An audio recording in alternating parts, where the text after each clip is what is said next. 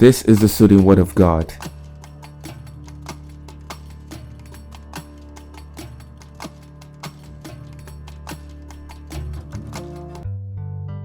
Genesis chapter 37, verse 1 to 36. Jacob lived in the land where his father had stayed, in the land of Canaan. This is the account of Jacob's family line. Joseph, a young man of 17, was tending the flocks with his brothers, the sons of Bilhah and the sons of Zilpah, his father's wives. Now, Israel loved Joseph more than any of his other sons, because he had been born to him in his old age, and he made an ornate robe for him. When his brothers saw that their father loved him more than any of them, they hated him and could not speak a kind word to him. Joseph had a dream, and when he told it to his brothers, they hated him all the more. He said to them, "Listen to this dream I had. We were binding sheaves of grain out in the field. Suddenly, my sheaf rose and stood upright, while your sheaves gathered around mine and bowed down to it." His brothers said to him, "Do you intend to reign over us? Will you actually rule us?" And they hated him all the more because of his dream and what he had said. Then he had another dream, and he told it to his brothers. "Listen," he said, "I had another dream, and this time the sun and moon and 11 stars were bowing down to me." When he told his father as well as his brothers, his father rebuked him and said, "What is this dream you had? Will your mother and I and your brothers actually come and bow down to the ground before you?" His brothers were jealous of him, but his father kept the matter in mind. His brothers went to graze their father's flock near Shechem, for Israel had said to Joseph, "As you know, your brothers are grazing the flocks near Shechem. Come, I am going to send you to them." "Very well," Joseph replied. So he sent him off the valley of Hebron. When Joseph arrived at Shechem, a man found him wandering around in the fields and asked him, "What are you looking for?" Joseph replied, "I'm looking for my brothers. Can you tell me where they are grazing their flocks?"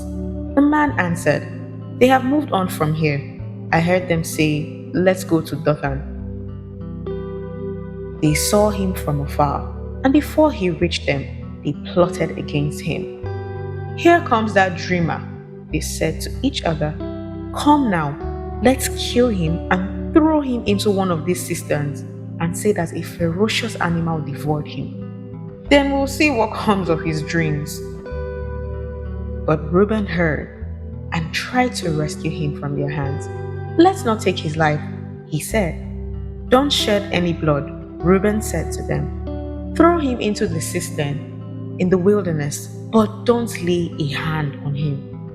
Reuben's plan to rescue Joseph from their hands and return him to his father.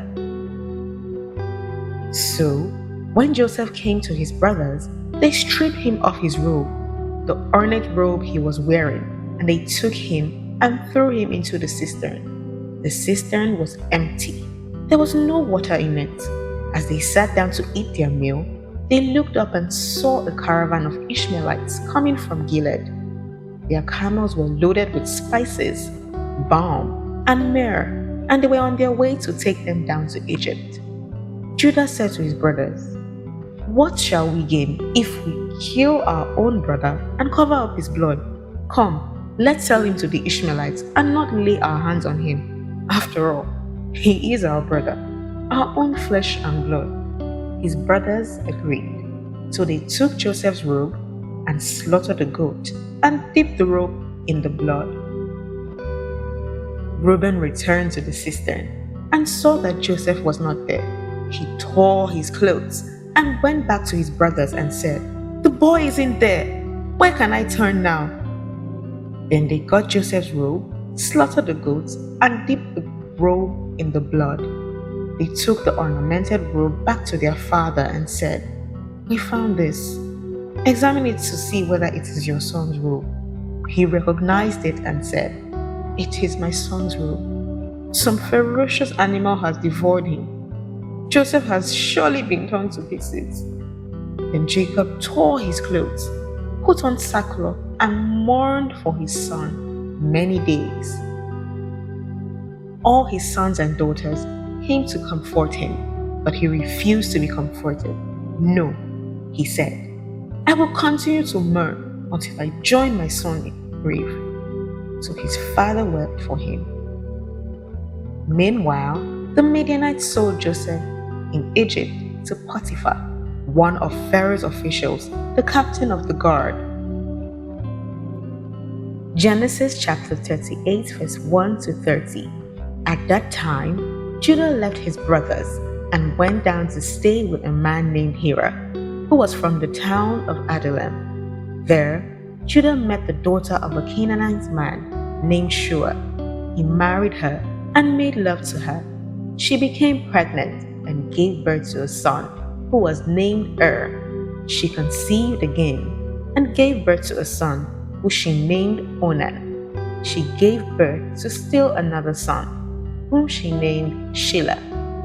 Judah got a wife for his firstborn, and her name was Tamar. But Judah's firstborn, was wicked in the Lord's sight, so the Lord put him to death. Then Judah said to Onan, "Sleep with your brother's wife, and fulfill your duty to her as brother-in-law, to raise up offspring for your brother." But Onan knew that the child will not be his, so whenever he slept with his brother's wife, he spilled his semen on the ground to avoid providing offspring for his brother. What he did was wicked in the Lord's sight, so he put him to death also. Judah then said to his daughter-in-law Tamar, "Live as a widow in your father's household until my son Shelah grows up." After a long time, Judah's wife, the daughter of Shua, died. When Judah had recovered from his grief, he went up to Timnah. Tamar was told, "Your father-in-law is on his way to Timnah to shear his sheep." So she took off her widow's clothes and covered herself up with a veil to disguise herself. When Judah saw her, he thought she was a prostitute, for she had covered her face. Not realizing that she was his daughter-in-law, he went over to her by the roadside and said, "Come now, let me sleep with you." "What will you give me to sleep with you?" she asked. "I'll send you a young goat for my flock," he said. She replied, "Only if you give me something as security until you send it." He gave her his seal and its cord, and his staff. About 3 months later, Judah was told, "Your daughter-in-law Tamar is guilty of prostitution." When Judah asked, "Bring her out and have her burned to death," as she was being brought out, she sent a message to her father-in-law. "I am pregnant by the man who owns these," she said. Then she produced the seal and its cord and staff. Judah recognized them and said, "She is more righteous than I am." The twins were born, and during delivery, one put out his hand. The midwife took a scarlet thread and tied it around the hand, saying, "This one came out first." This is the soothing word of God. If you enjoyed today's reading, please like, subscribe, comment what you think, and share with your friends. I would like to see you tomorrow. The Bible continues tomorrow. Same time, same venue. God bless you.